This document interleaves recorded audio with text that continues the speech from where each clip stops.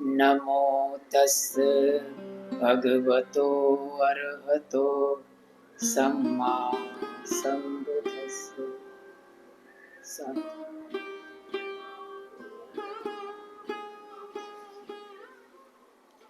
चलिए आगे बढ़ते हैं आज की धम्म देशना में।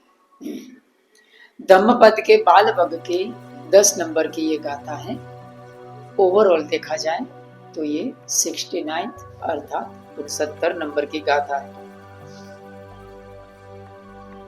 मधुवा मंचति बालो, मधुवा मंचति बालो, याव पापम न पच्यति, यदा च पच्यति पापम अथ बालो दुःखम निगच्छति, अथो बालो दुःखम निगच्छति।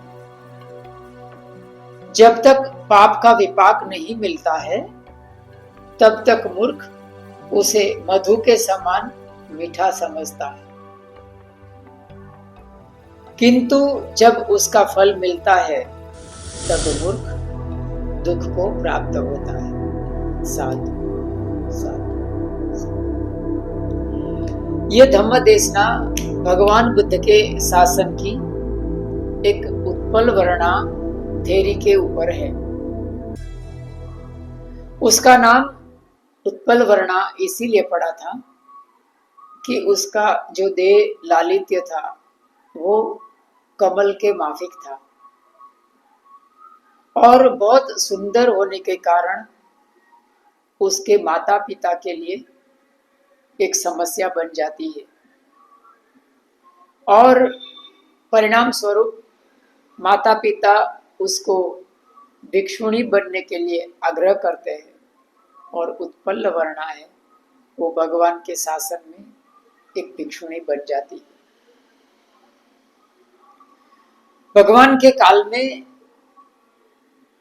भिक्षुणियां भी जंगल में निवास करते साधनारत रहती थी और लोग उनके लिए प्रबंध कर देते थे। उसी के अनुसार उत्पल वर्णा भी जंगल में जाकर साधनारत हो जाती है और अरहंत पद को प्राप्त कर लेती है।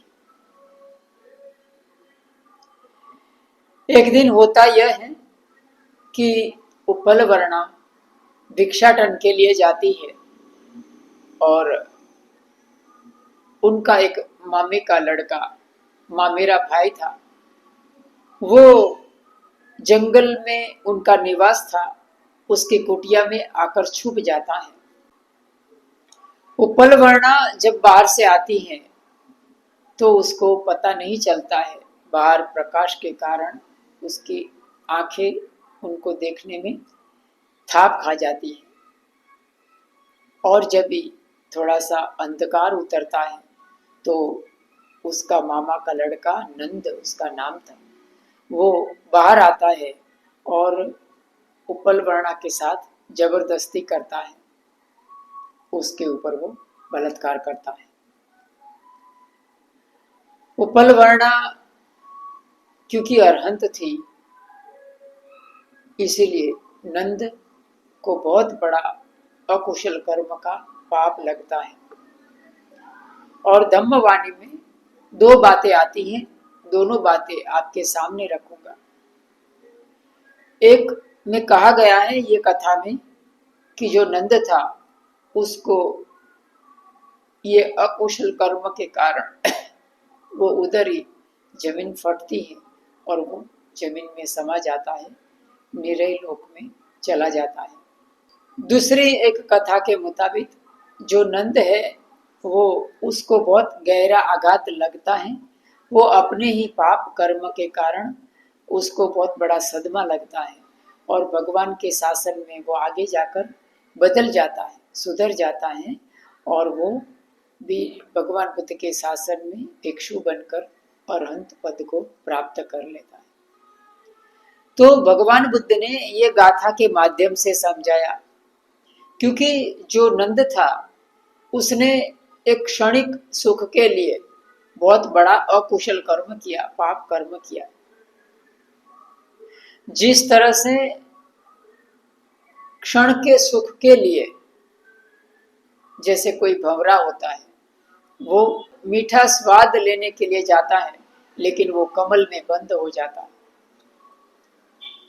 कोई शहद का स्वाद क्षण भर के लिए लेने जाता है, लेकिन उसे बहुत सारी मधुमक्खियों का डंक झेलना पड़ता है।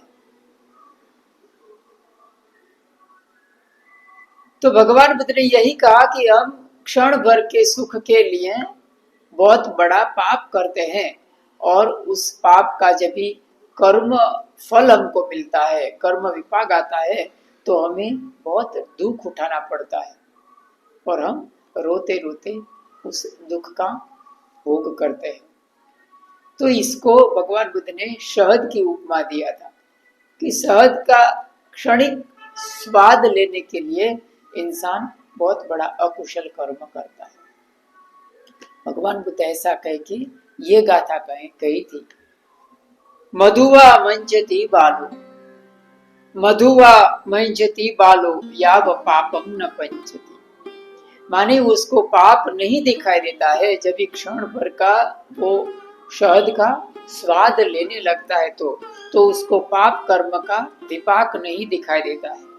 यदा वह पच्यति पापम अथ बालो दुखम निगच्छति। जब उस पाप कर्म का फल उसको मिलना आरंभ होता है तो वो बहुत बड़ा दुखी हो जाता है। सबका मंगल हो, सबका मंगल, सबका